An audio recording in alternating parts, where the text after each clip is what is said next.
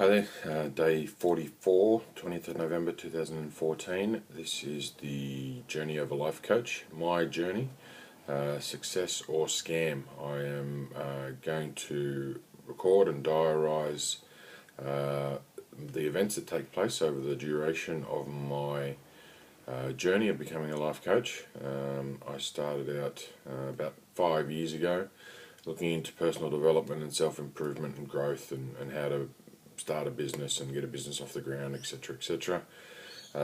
Wasn't interested in the life coaching experience, didn't seem like it was my cup of tea until about a month ago, just over a month ago now, where I joined the Coaching Institute. I thought, okay, I've got to start putting some of this stuff into action. So I've sort of read and learned some information that 80-90% of people fail purely through lack of motivation and inspiration and commitment. So a lot of that comes back to goal setting and actually setting your goals and achieving them. So as I'd heard for years and years, you should write them down every day, have short, medium and long-term goals. I even practice this in my online training in business and management. Do as I say, not as I teach, or however you want to put it. So I started out with a journal, every day writing in a daily affirmation, the goals for the day, a reflection on how I felt, what I've done over the last 24 hours, and also medium to short-term goals. I then thought, what a great idea, why don't I record them? I've uploaded them to YouTube, so I'm not storing them myself, and if anyone else wants to follow along, they can. Now, the benefit of the videos is that I can actually follow the tone of my voice, the language that I use, the look in my eyes, the reactions on my face, the body language, my size, whether I'm losing weight, which is one of my goals, whether I'm frowning, smiling, whether I'm making jokes, whether I'm boring, whether I'm serious, and basically practicing talking in front of a camera and getting used to those sort of things. So to get started, today, as I said, is day 44. I've been going through this journey and really been creating a lot of life changes for me, most of them being extremely positive. I've given up smoking. It's day 36 of being smoke free. I've got a mini goal of not drinking any alcohol until the intake weekend, which is the first major weekend of this coaching course that I'm doing. Now, just to fill people in, I used to be a smoker. I'd smoke about a packet every 2 days. Heavy drinker, so binge drinking, sit at the pub, could quite easily have 10, 15 schooners. I could also, very lazy, didn't exercise and ate pretty much whatever I wanted. A lot of junk food, a lot of pizzas, a lot of hot chips, all this sort of stuff. Potato crisps, chocolates at night.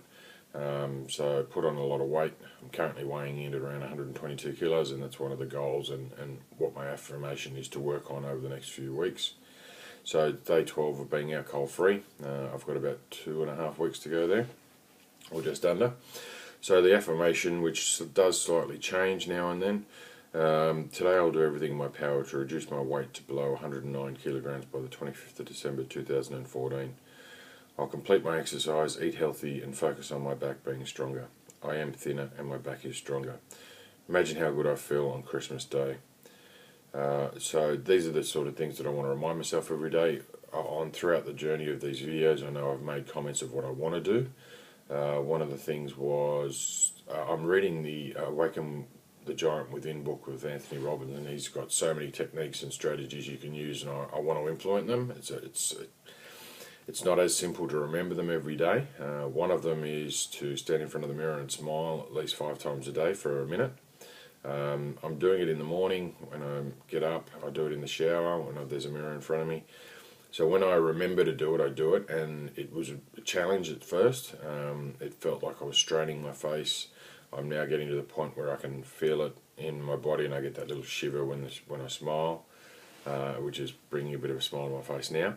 It's just a matter of trying to remember to do it 5 times a day. But hey, not doing it at all is nowhere near as good as doing it 1 or 2 or 3 times. So I'm building that memory base up in my subconscious to want to do that every day. I was also encouraged to laugh at least 3 times a day, either at myself or out loud.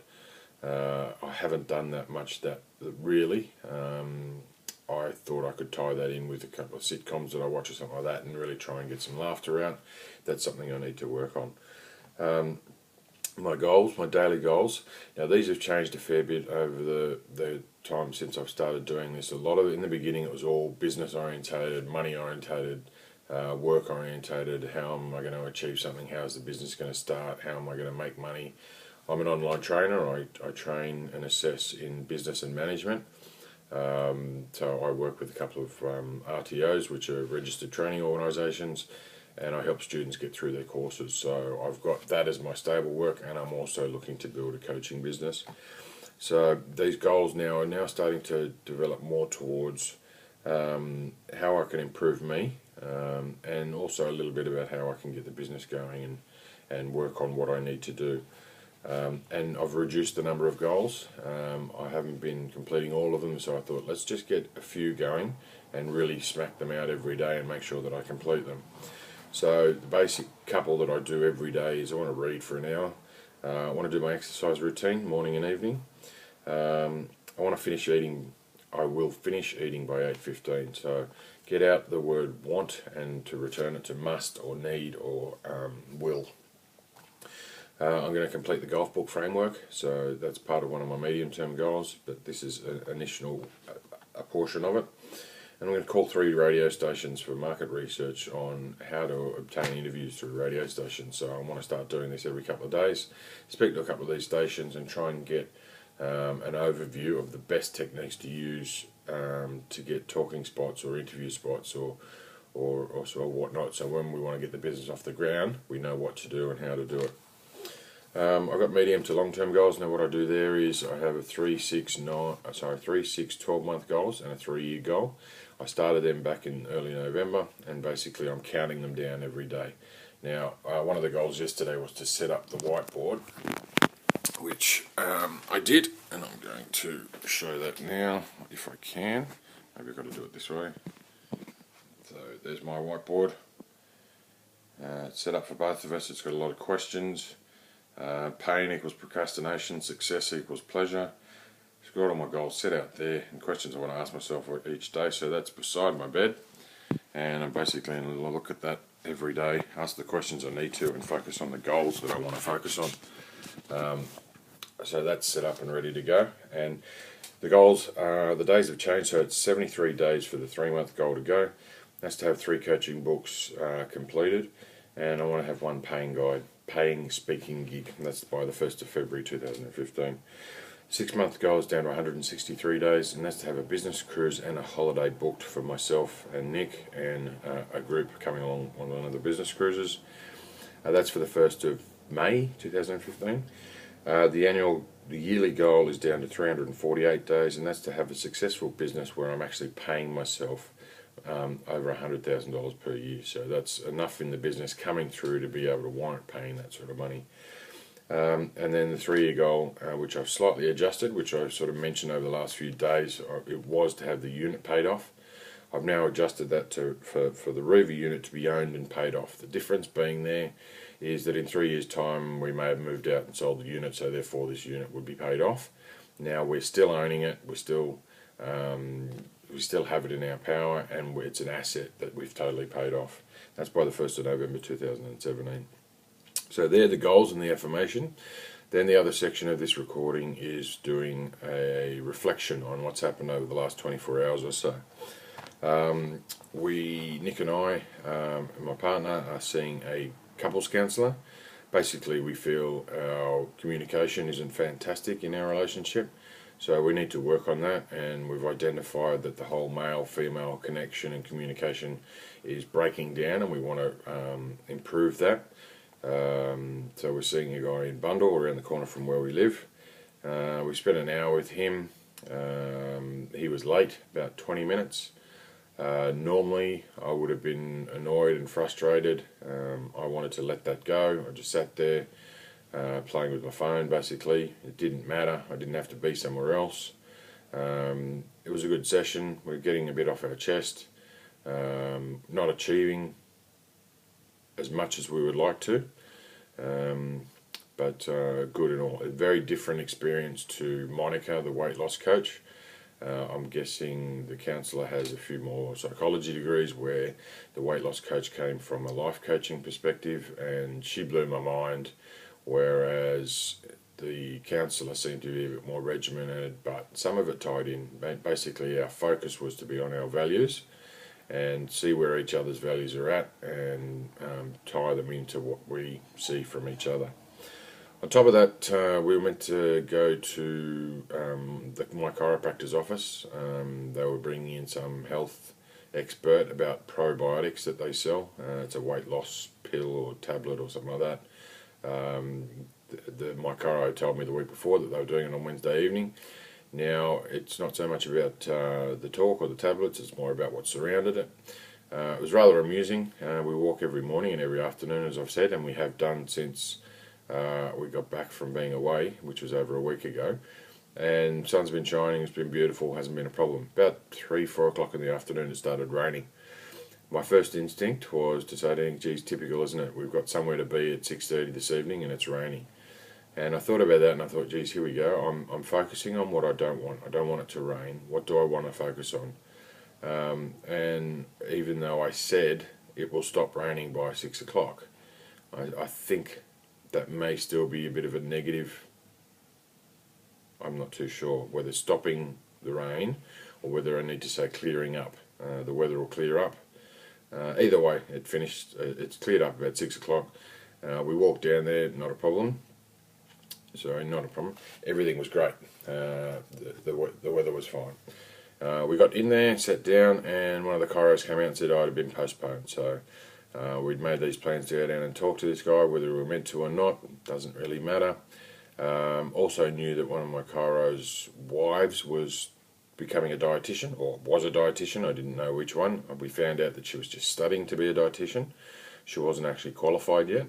However, we got given a name of a person who owns a dietitian shop or something like that, and just to go along, take our blood test along and have a chat, and she'll help us out and put us in the right direction and give us a sort of plan. Prior to that, we'd been calling around and looking for an appointment and paying upwards of $350. So had we not gone, we wouldn't have got that tip. We've now got this talk with the chiros moved to next week on Wednesday, but unfortunately it clashes with the first business entrepreneurs workshop we were going to go to at the Art Centre. So we will work out a way how we can get to both, but just interesting, these little challenges pop up, and it's going to happen, and it's about how we address them and how we look at them. I'm pretty sure that in the past I would have been really pissed off and frustrated that, yep, typical, I've got nothing else on any evening for the whole week, and then the two things I want to go to are on the same evening. That's not going to happen. That's happened for a reason. We've got to go to one or the other or both, and either one or both will flourish in whatever we need to get out of it. And the final thing, one thing I was mentioning with Monica and the weight loss coach on 2 days ago, was she wasn't convinced that I was doing it for the right reasons, or I had a good enough cause that would really strengthen my commitment to what I was doing. It wasn't health based. I didn't seem to have that drive to want to lose that weight, and I knew that if I just kept an open mind, and it would come to me a reason that really justifies why I want to lose 20 odd kilos. I mean, obviously before Christmas it's about 12 kilos, but I will eventually want to get down to below 100 kilograms, which is actually a 6-month goal that I didn't put in there today. And the focus around that goal is, I've had a bad back for many years. I put it down to playing football, playing cricket, being an opening fast bowler, and just accepted that, I've got a bad back, stiff shit. I haven't done enough stretches, which I'm now doing, and my back is getting stronger. But if I'm carrying an extra 20 kilos around my waist, that must put so much pressure on my back.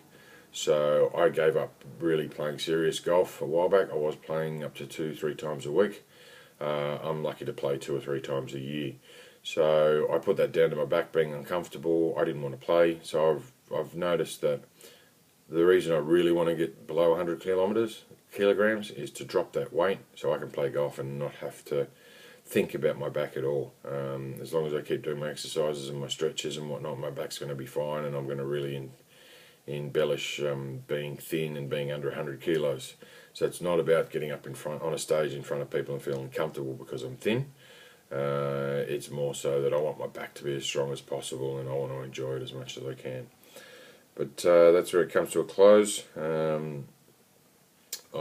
will touch you on the flip side tomorrow. Talk to you then.